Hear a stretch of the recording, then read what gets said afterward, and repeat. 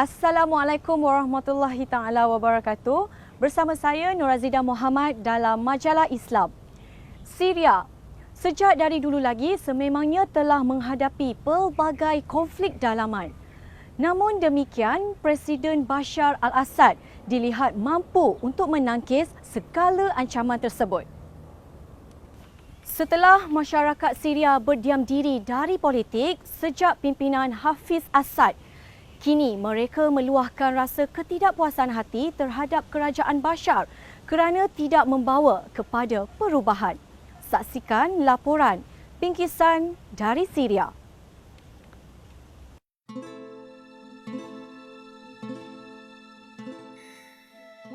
Syria terus berdarah. Itulah ungkapan yang membuktikan semakin hari semakin parah situasi yang berlaku di bumi yang lebih dikenali Syam atau Suriah. Konflik peperangan dalaman ini menjadikan lebih 65,000 rakyat Syria terkorban.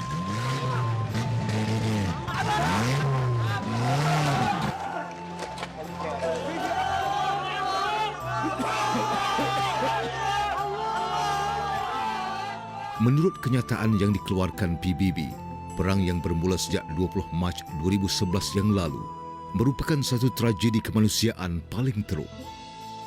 Ini disebabkan penentangan yang dilakukan ke atas rejim Bashar kerana dakwaan beliau gagal membawa pembaharuan dalam pentadbiran dan menyekat kebebasan bersuara.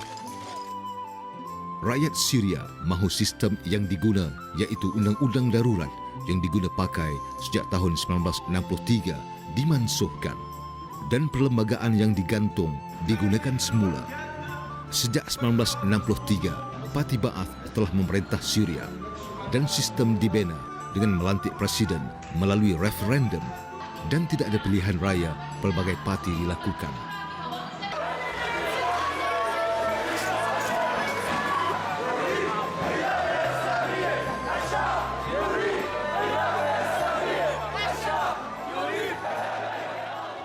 Kuasa otokratik inilah mahu diruntuhkan.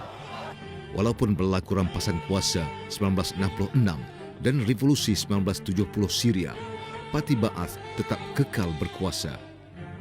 Selepas revolusi Syria 1970, Presiden Hafiz al-Assad telah mengharamkan pihak lawan politik dan mana-mana calon pembangkang dalam pilihan raya.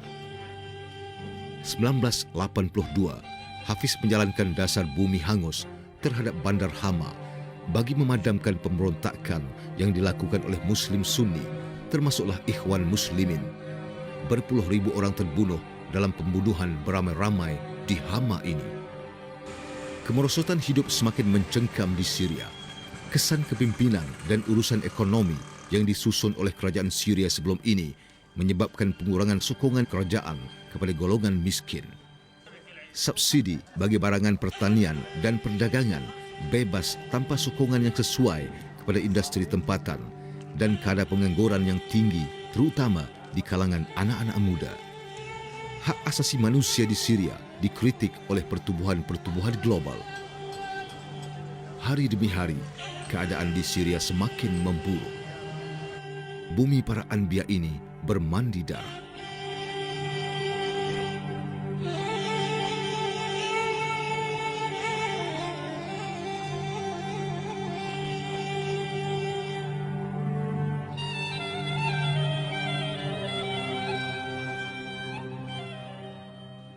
Kru Majalah Islam berkesempatan untuk menjejakkan kaki ke Syria.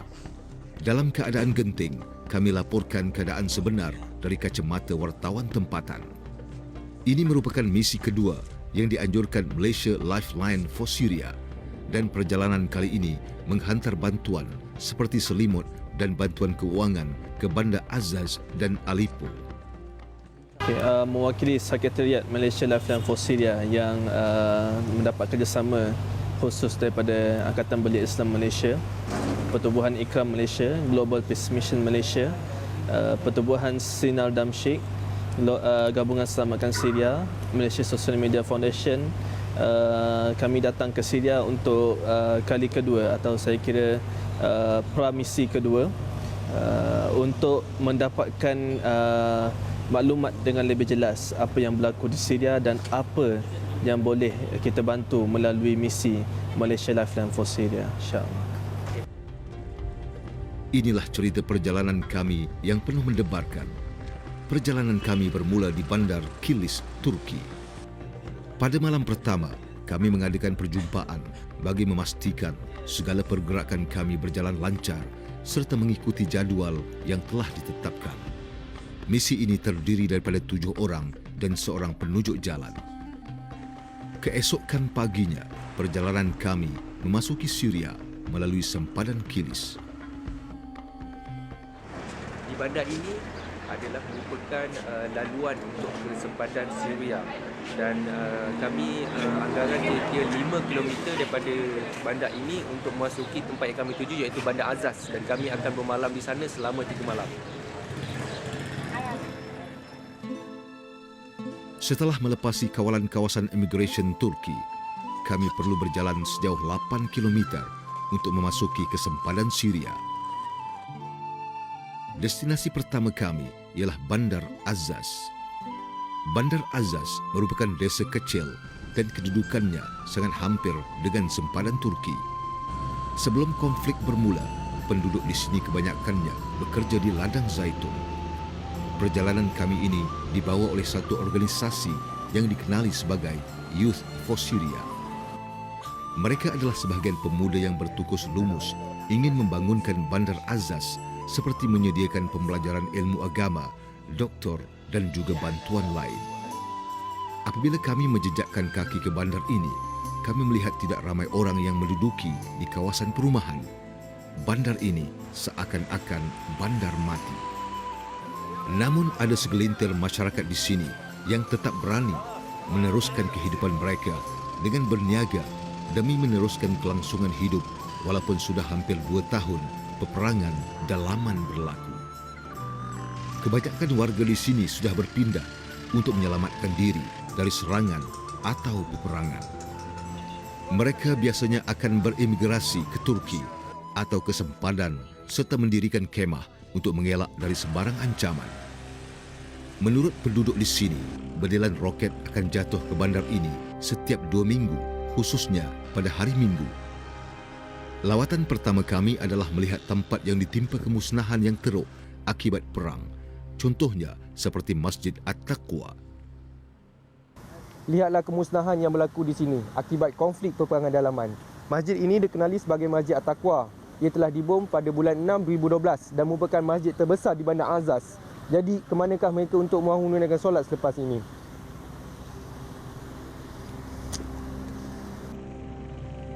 Hati kami tersentuh kala melihat rumah Allah ini musnah dalam serangan yang berlaku pada Ramadan tahun lalu.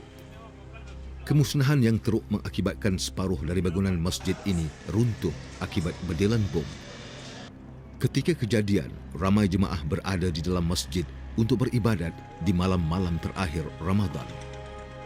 Perang menentang tentera kerajaan Syria di Azaz berlaku sejak Mac 2012 dan akhirnya pada 16 Ogos penempatan ini ditakluki sepenuhnya oleh tentera pembebasan Syria. Ketika pertempuran berlaku, sebanyak 17 kereta kebal dimusnahkan dan 3 askar kerajaan Bashar terbunuh.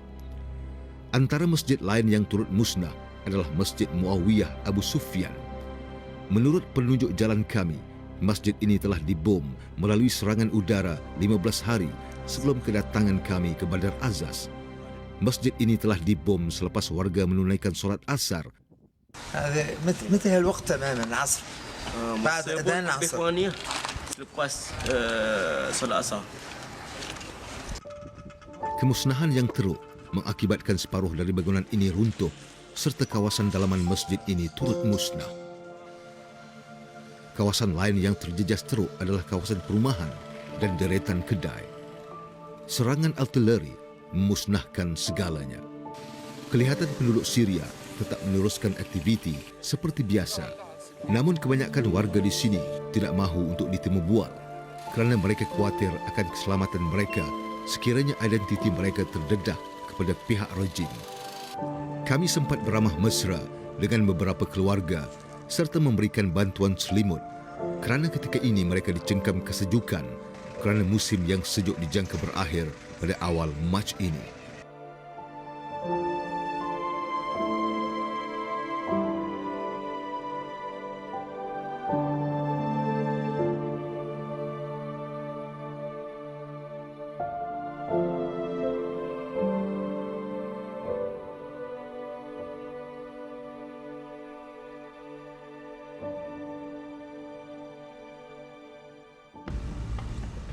Perjalanan kami diteruskan dengan melawat beberapa masjid dan pusat pembelajaran khas untuk kanak-kanak. Seperti Masjid Khalid Al-Walid ini, di sinilah tempat pengumpulan kanak-kanak Syria lelaki dan perempuan mendalami ilmu Al-Quran dan belajar ilmu agama. Kami dimaklumkan jumlah pelajar kanak-kanak mencecah sehingga 300 orang, namun jumlah ini menurun dan yang tinggal sekarang hanya 60 orang sahaja. Ada sebahagian pelajar di sini syahid dan juga sudah berpindah ke tempat yang selamat. Masjid ini dikenali sebagai Masjid Khalid Al-Walid. Di sinilah tempat pengumpulan kanak-kanak Syria untuk mempelajari khusus tahfiz Al-Quran serta mempelajari subjek agama yang lain. Dikatakan sebelum revolusi, perkara seperti ini mereka sangat dilarang. Atas inisiatif pemuda-pemuda Syria, mereka mula menubuhkan ini untuk memberi pelajaran kepada kanak-kanak Syria ini.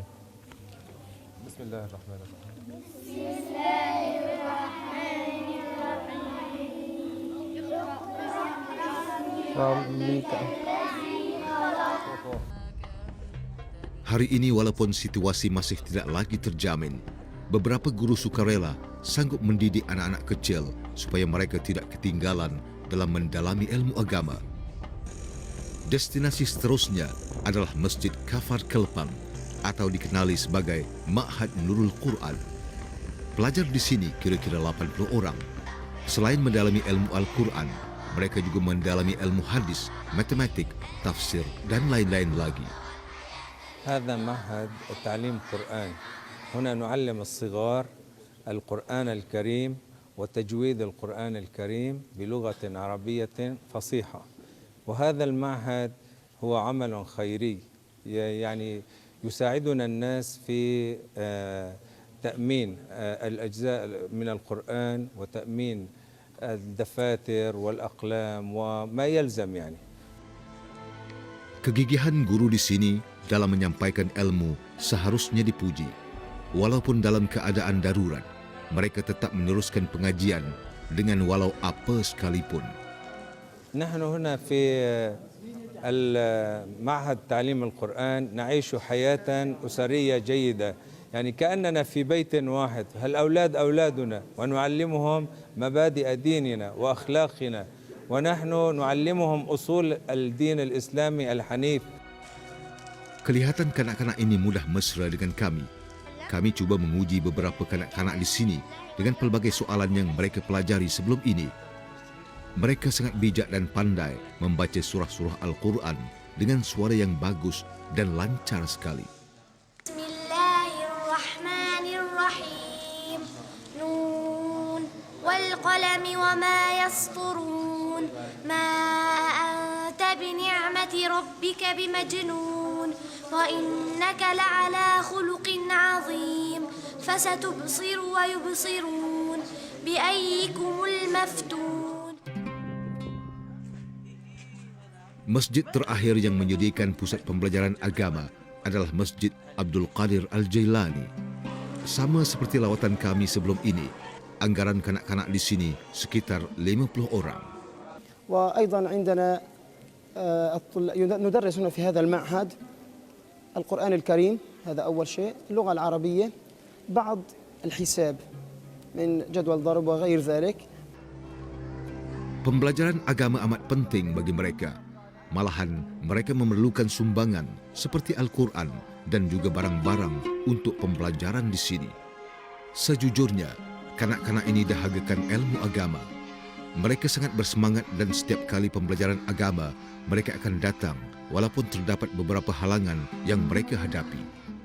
قبول يعني الناس الطلاب في بفضل الله عز وجل يعني إلى المسجد إلى الحفظ لأنهم متعطشون لهذا الأمر إلى حفظ كتاب الله وسنة النبي صلى الله عليه وسلم. أحاديث عندنا الآن تقريبا 40 النووية بشرحها وأحيانا بعض التطبيق يعني الأخلاق وغير ذلك.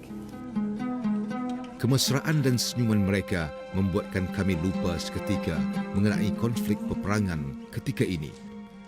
Kami tinggalkan mereka dengan penuh harapan agar mereka satu hari nanti bakal memimpin negara para anbiya ini dengan adil dan saksama mengikut landasan Al-Quran dan As-Sunnah.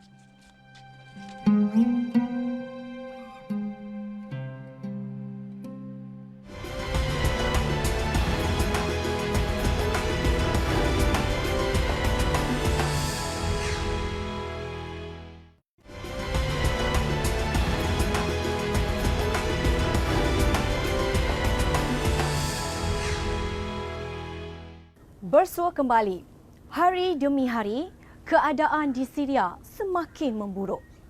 Bumi para anbiya ini bermandi darah.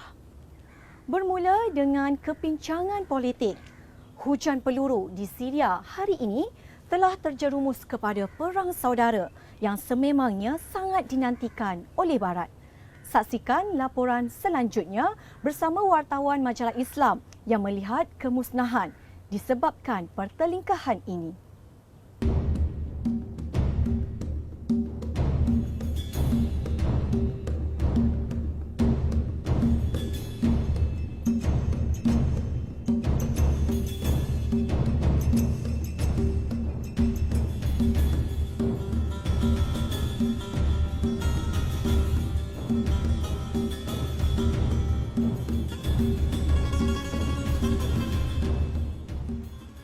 Destinasi terakhir di Bumi Azaz adalah melawat Hospital Al-Azaz Khairi. Dahulunya hospital ini merupakan hospital swasta dan kini hospital ini menerima warga di sini dengan khidmat dan perubatan secara percuma. المستشفى الحمد لله له تقريبا 3 أشهر يعمل على كل التخصصات الأساسية التي تستطيع أن تخدم المجتمع في هذه المدينة وريفها من ناحية طبيب العيادة الباطنية والأطفال والجراحة العامة والجراحة النسائية والإسعافات. Hospital ini merupakan salah satu hospital yang berfungsi di bandar ini dan sangat terkenal suatu ketika dahulu. وهو المستشفى الوحيد الموجود حاليا في هذه المدينة التي تحوي ما يفوق 100,000 نسمة بالنسبة إلى السكان واللاجئين والنازحين. يفوق 100,000 نسمة. هو المستشفى الوحيد الذي يستطيع خدمة المرضى في هذه المنطقة. Pelbagai kesukaran yang dihadapi oleh mereka seperti tiada bekalan elektrik dan juga tiada cukup mesin pembedahan. Dan ini amat merisaukan para dokter dalam membantu pesakit, khususnya kes-kes kecemasan. وهناك أصلا فقد بمصدر مصدر الطاقة ومصدر الوقود لتدفئة المستشفى. الطريقة قديمة جدا وتقليدية جدا ولكن يعني هذا قدر استطاعتنا. Walaupun hospital ini menggunakan generator dan berfungsi 24 jam, namun ada kalanya mesin-mesin di sini gagal berfungsi dengan baik. Mereka perlu menunggu juru teknik untuk membaiki dan ia memakan masa lebih kurang 2 atau 3 hari. لا ذلك بسبب عدم وجود الامداد الكهرباء الكافي بسبب الانقطاع المباشر للكهرباء وبسبب عدم وجود الوقود لتشغيل المولدات اللازمه لامداد المستشفى بالكهرباء. Masalah paling utama di hospital ini ialah kekurangan ubat dan dokter pakar. Dengan jumlah pesakit yang ramai sehingga beratus-ratus orang, hospital ini tidak mampu untuk menyediakan katil dan juga kadangkala tidak cukup kaki tangan untuk merawat pesakit dalam masa yang sama. المستشفى لا يستطيع تقديم جميع الخدمات ولكن نستطيع على الأقل خدمة أغلب سكان المدينة الموجودين وبعض السكان من الريف إذا لم تتوفر لديهم جميع الخدمات الطبية المطلوبة. Semasa menemu bual Dr. Anas, kami dikejutkan dengan kehadiran sebuah ambulans yang membawa tentera pembebasan. Dalam situasi kekalautan, kami sempat merakam rawatan yang sedang dijalankan.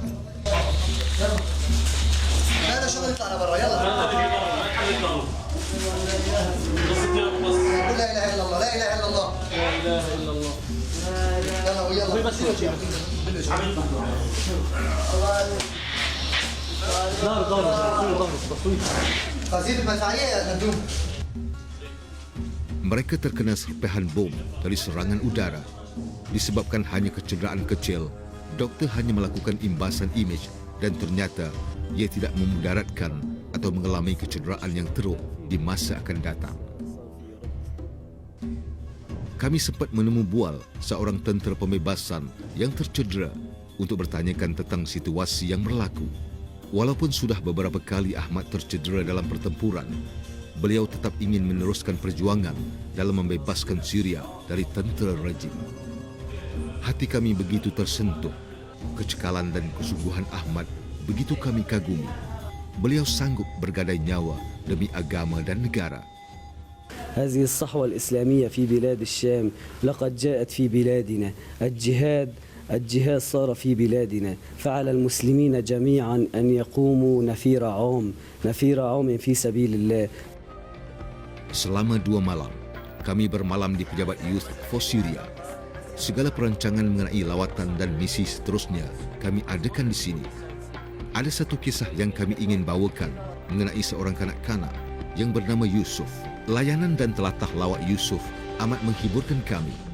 Namun terdapat suatu kisah yang tragis berlaku pada Yusuf. Ibu bapanya sudah meninggal dunia akibat terkena tembakan serangan handap dan serangan udara.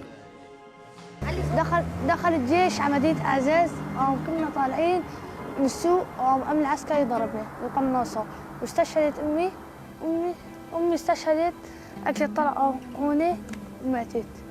Malahan kanak-kanak yang tidak berdosa ini juga terkena serangan handap di badan Yusuf. أنا ضربوني طلقة هنا طلقة هنا 3 طلقات وأخوي الصغير استشهد. Selama sebulan Yusuf koma dan dokter mengatakan bahawa Yusuf akan meninggal dunia, namun atas kuasa Allah Yusuf sihat seperti sedia kala. Kini Yusuf berada di bawah jagaan Youth of Syria. Misi kami perlu diteruskan. Kami tinggalkan kenangan yang berharga di Bandar Azaz. Perjalanan kami diteruskan ke Bandar Halab atau Aleppo dengan mengambil masa selama sejam. Mengikut kata penunjuk arah jalan kami, bandar ini sedang mengalami perang yang amat dahsyat dan kami dinasihatkan berhati-hati kerana serangan handap sering berlaku di bandar ini. Keresahan dan ketakutan kami meluap-luap kerana ingatan ini. Tinjauan pertama kami di bandar ini berbeza sama sekali seperti di Bandar Azaz. Di sini keriuhan warga setempat dan kereta yang banyak seperti tiada apa yang berlaku. Mereka menjalankan perniagaan seperti biasa dan seringkali kami menjadi tumpuan. Destinasi pertama kami adalah sebuah pusat kebajikan masyarakat. Pusat ini merupakan sebuah pusat yang menyediakan pakaian secara percuma kepada masyarakat setempat. خدمة الناس هنا مشان موضوع توزيع الألبسة على الأسر الفقيرة اللي بحاجة. Selain pakaian, mereka juga menyediakan bantuan lain seperti makanan asasi. Cara pembahagiannya adalah penduduk yang layak sahaja akan mendapat kupon untuk menebus apa yang mereka mahukan. مساعدات ألبسة موعودين بمواد غذائية مساعدات تموينية وإن شاء الله نقدر نوصل المساعدات المالية. Malahan bantuan ini terdiri dari beberapa negara yang cakna terhadap nasib warga Syria. لا كلها ألبسة من خارج سوريا، كلها ألماني إيطالي وفي ألبسة تركي من مختلف الأماكن. Mereka sangat memerlukan bantuan lagi pada masa yang akan datang kerana keperluan ini penting bagi mereka untuk meneruskan hidup kerana kebanyakan daripada rakyat Syria tiada pekerjaan kerana konflik perang dalaman ini.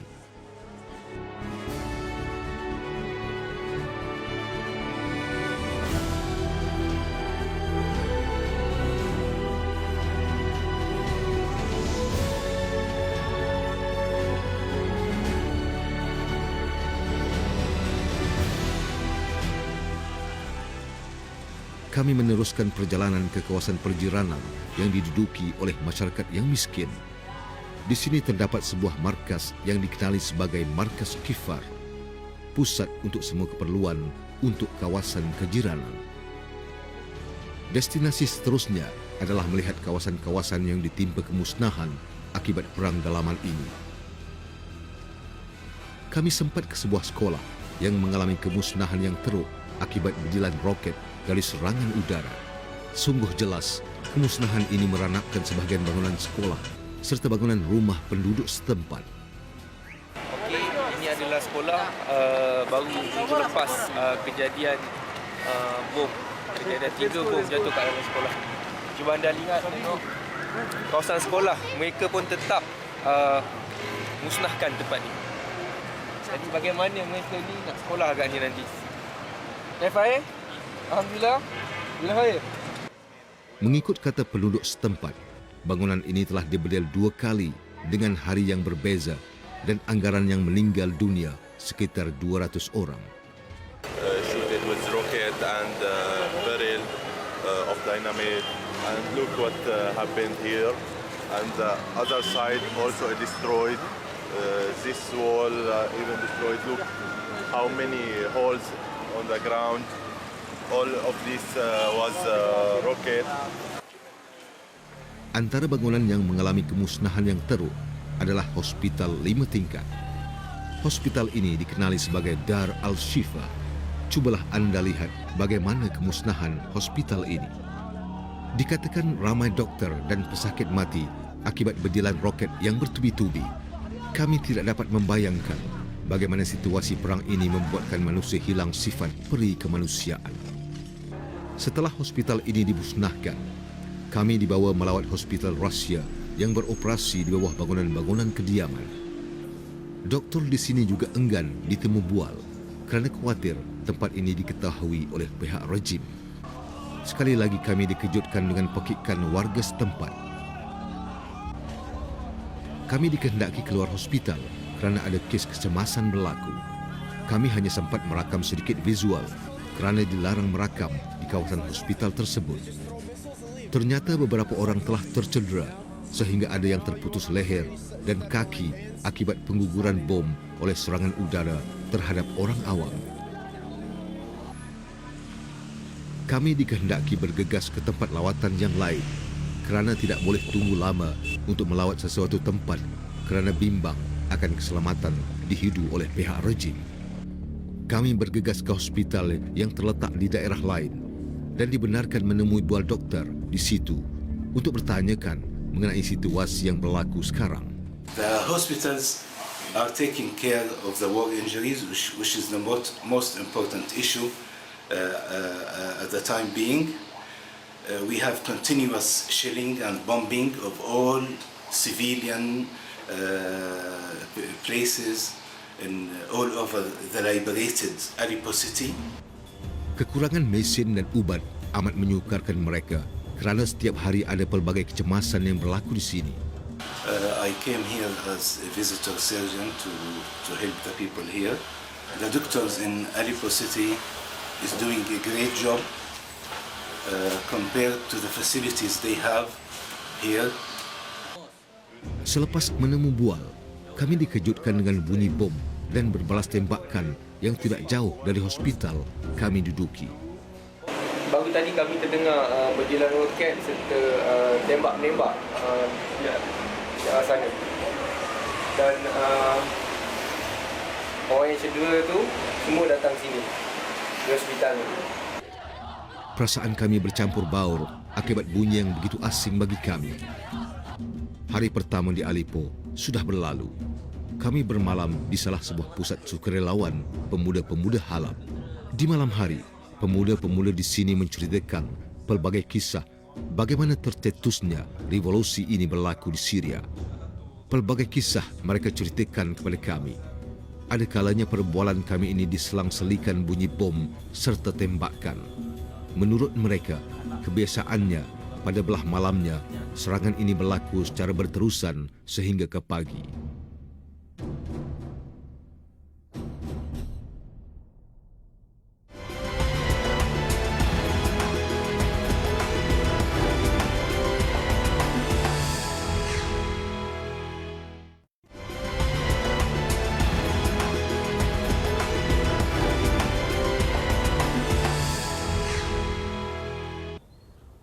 perjuangan rakyat Syria untuk mengembalikan kebebasan dan keadilan di bumi Syria telah memasuki tahun kedua.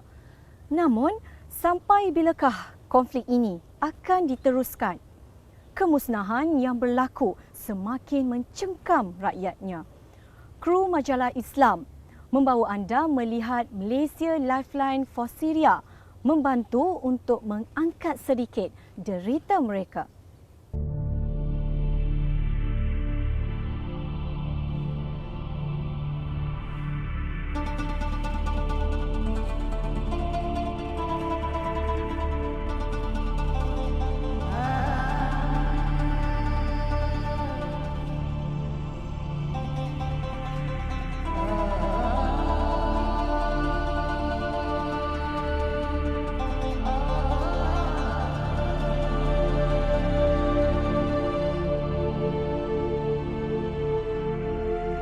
Keesokan harinya, perjalanan kami diteruskan. Kami dibenarkan ziarah mayat yang syahid di Sungai Kiwa, Aleppo. Menurut warga setempat, mereka ini diseksa dan dibunuh sebelum dicampak ke dalam sungai tersebut. Kebanyakan mereka dipercayai terdiri daripada orang awam.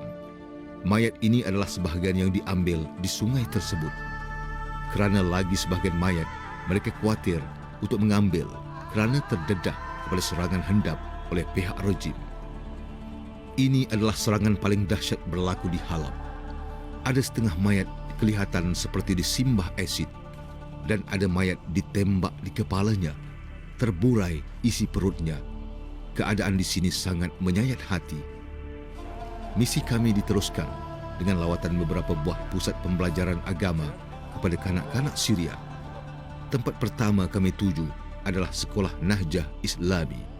Semasa kedatangan kami, para pelajar sedang bercuti kerana bagi memperingati para syuhada yang dicampak di Sungai Kuak. Sekolah ini dibina atas inisiatif dari pemuda-pemuda Syria. أيضا بالإضافة للمواد التي ندرسها ندرس مادة اللغة الإنجليزية في المرحلة الصف الرابع والخامس والسادس. نعم. وبعد الانتهاء من دوام المدرسة هنا يبدأ لدينا دوام آخر هو معاهد تحفيظ القرآن الكريم وتعليم مبادئ قراءة اللغة العربية. Walaupun sekolah dimusnahkan, mereka mengambil inisiatif lain dengan mengajarkan kanak-kanak Syria di dalam masjid. Walaupun dalam keadaan perang, mereka tetap menghadiri kelas demi menuntut ilmu. الغاية من إنشاء هذه المدرسة من البداية كانت إخراج الطلاب من الحال الذي يعيشونه وهو حال الحرب والدمار والقصف الذي نعيشه ليل نهار ثم يأتينا التعليم. Destinasi kedua kami adalah ke markas Umaratul Al-Ardi. Kami sempat bermain bola sepak bersama pelajar di sini. Kelihatan mereka sungguh gembira menyambut kehadiran kami. Sekolah ini merupakan salah sebuah sekolah yang beroperasi seperti sedia kala di Bandar Halab. Sesi persekolahan ini bermula dari grade 1 hingga grade 12. Seperti Encik Yasir Hussein ini, merupakan guru yang sudah mengajar selama 15 tahun. Beliau mengajar bahasa Inggeris kepada pelajar di sini. Walaupun dalam keadaan perang, namun mereka tetap meneruskan sesi persekolahan seperti biasa. Kebanyakan guru di sini mengajar secara sukarela demi meneruskan kelangsungan ilmu itu sampai kepada pelajar-pelajar ini. We are a group of volunteer teachers just to help our students so that they can continue their study. Kami tinggalkan mereka dengan wajah senyum. Kami mengharapkan pada masa akan datang pasti berjumpa dengan mereka seperti waktu kami datang.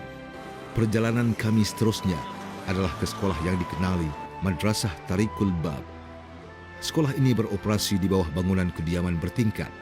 Dahulunya di sini merupakan kawasan rumah dan mereka menyewa beberapa rumah ini kerana dikatakan lebih selamat dari serangan roket. Disebabkan ketiadaan bekalan elektrik, mereka hanya menggunakan sebatang lilin untuk menerangi ruang sekelas. Betapa daifnya sekolah ini. Namun mereka percaya bahawa dengan sebatang lilin inilah yang menerangi ruang yang kelam. Di sini setiap kelas dibahagikan kepada beberapa partition yang kecil. Mereka mengasingkan pelajar lelaki dan juga pelajar perempuan. Mereka sangat memerlukan bantuan dari luar bagi meneruskan pembelajaran ini seperti peralatan alat tulis, komputer untuk guru dan lain-lain lagi. وكما رأيتم لا يوجد كهرباء لا يوجد ماء الأساتذة الذين يعملون لا يتقاضون أي راتب. Sebelum meninggalkan sekolah ini, mereka membuat satu permintaan untuk menyanyikan sebuah lagu kebangkitan rakyat Syria.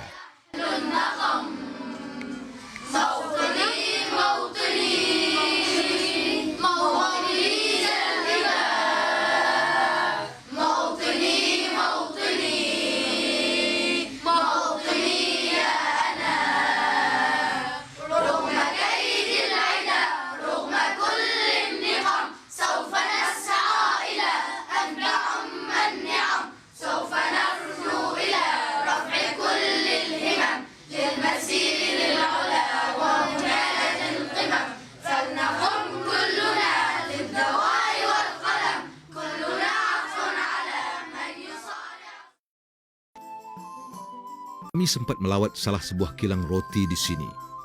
Kilang ini dibiayai oleh organisasi dari luar bagi menampung permintaan makanan asasi kepada rakyat Halab. Kemungkinan dengan lawatan ini, Malaysia Lifeline for Syria akan membina dan beroperasi untuk meringankan beban penderitaan rakyat Syria. Saat malam hampir menjelang, kami dibawa ke sebuah tempat yang ketika itu sedang berperang. Ini merupakan kawasan panas atau kawasan barisan hadapan bertempur bagi tentera kebebasan Syria. Panas.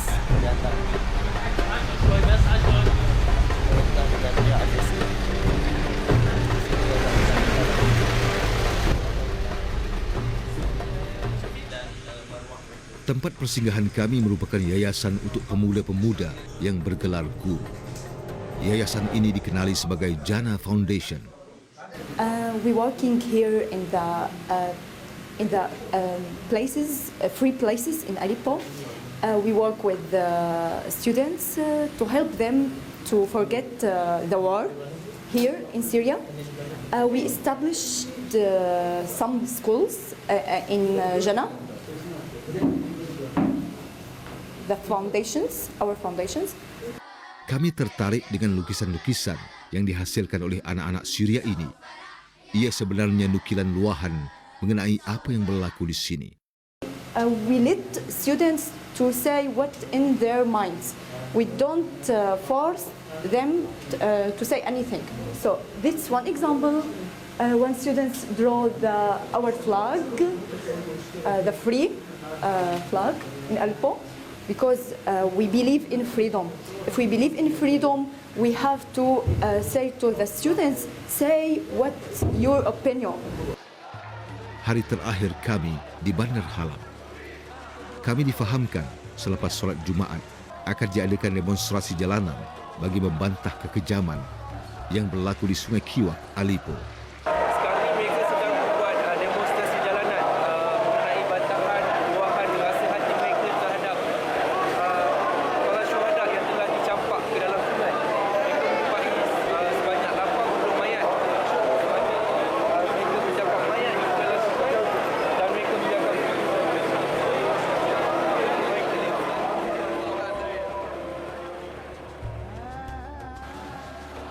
Sejujurnya, kami takut untuk menyertai mereka kerana bimbang akan keselamatan kami. Ini kerana pernah terjadi tentera rejim menggugurkan bom ketika rakyat membuat demonstrasi seperti ini. Semangat yang ditunjukkan oleh mereka memberi kekuatan kepada kami menyertai demonstrasi ini. Kami tinggalkan Bandar Halab dengan kesayuan. Kegigihan dan kecekalan rakyat Syria, walaupun dalam konflik peperangan, mereka tetap meneruskan hidup tanpa ada rasa ketakutan. Kemesraan dan senyuman mereka menjadi kekuatan kepada kami. Setelah pelbagai bantuan dikenal pasti, misi kemanusiaan seterusnya pasti akan diteruskan dalam membantu meringankan penderitaan rakyat Syria. Berdasarkan pemerhatian kami di kedua-dua tempat di Azaz dan juga Aleppo, banyak lagi tempat yang mengalami keadaan yang sama seperti di Aleppo, tapi khususnya untuk Malaysia Lifeline for Syria, insya-Allah kita akan memfokuskan kepada dua tempat ini, iaitu di Azaz dan juga Aleppo, di mana kita akan memberi tumpuan kepada projek pendidikan dan juga projek relief, iaitu bantuan kecemasan kepada mereka yang memerlukan di Syria. Kita akan cuba untuk membantu membina semula sistem ataupun sistem pendidikan di Azaz dan juga Aleppo, memberi bantuan asas supaya anak-anak di Syria ini mendapat pendidikan yang baik, seterusnya membina generasi yang bertamadun, insya-Allah. Ayo, bantulah saudara-saudara seagama kita. Ada hadis menyebut tentang persaudaraan Islam daripada Huzaifah radhiyallahu anhu bahawa Rasulullah sallallahu alaihi wasallam bersabda, sesiapa yang tidak mengambil tahu tentang urusan orang-orang Islam, maka ia tidak termasuk dari kalangan mereka. Hadis ini jelas menunjukkan bahawa kita sebagai orang Islam perlu cakna terhadap orang Islam yang lain. Doakanlah mereka, bantulah mereka. Mereka sangat memerlukan pertolongan. Semoga rakyat Syria mencapai kebebasan pada masa akan datang. Kami tinggalkan rakyat Syria dengan pengalaman yang berharga dan tidak akan kami lupakan sampai bila-bila. Harapan kami di Malaysia Lifeline for Syria, kami mengharapkan sokongan dan juga bantuan tidak berbelah bahagi daripada rakyat Malaysia, yang kami yakin rakyat Malaysia mempunyai jiwa dan juga perasaan belas yang sangat besar kepada mereka yang berkeperluan di Syria. Mereka ini adalah umat kita, mereka ini adalah saudara-saudara kita, maka bantulah mereka demi membina masa depan yang lebih baik, agar mereka dapat meneruskan kehidupan seperti yang diidamkan oleh mereka, iaitu kehidupan yang bebas, maruah mereka terpelihara dan keluarga mereka, keselamatan mereka terjamin, insya-Allah. Semoga persaudaraan Islam kami tetap utuh walaupun jauh beribu batu. Hanya doa mengiringi perjuangan mereka. We will meet you in Free Syria in future. Welcome. Shukran jazilan. Assalam.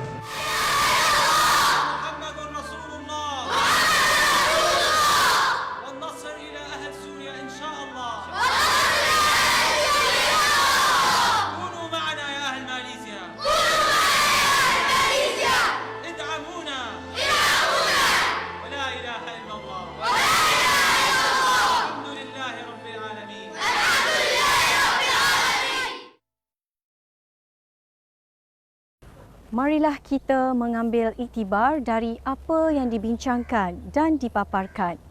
Juga, marilah sama-sama kita berdoa agar kemelut kemanusiaan di bumi Syria akan segera berakhir.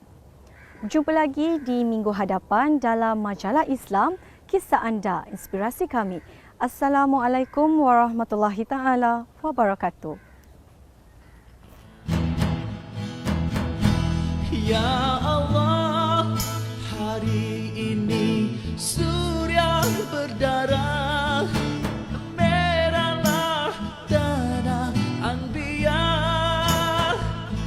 Aku ingin kembali ke laman Umayyah, bertakafur di wakaf Al-Ghazali.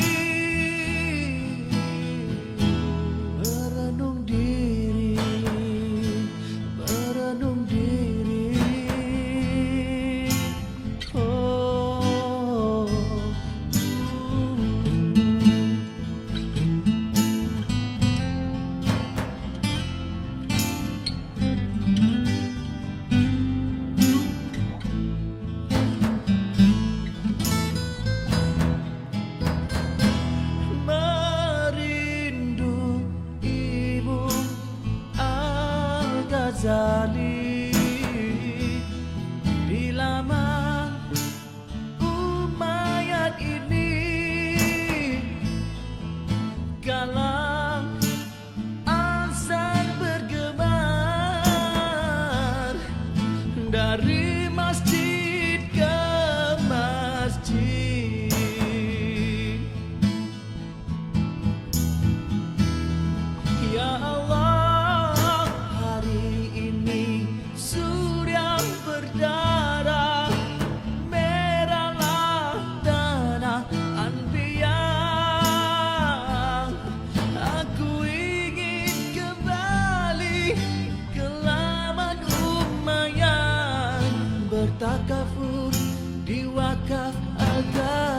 kembali. Aku ingin kembali ke laman Umayyah, bertakafur di wakaf Al-Ghazali.